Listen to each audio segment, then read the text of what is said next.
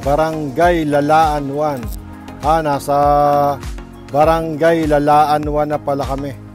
Ito palang part na to. Part na to ng Barangay Lalaan 1.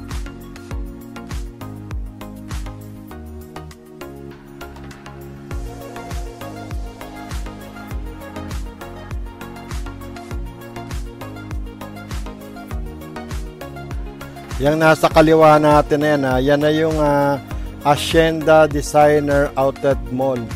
Nandito pala yan sa may Barangay Lalaan 1. At ang laki niya, talagang parang siyang hacienda talaga.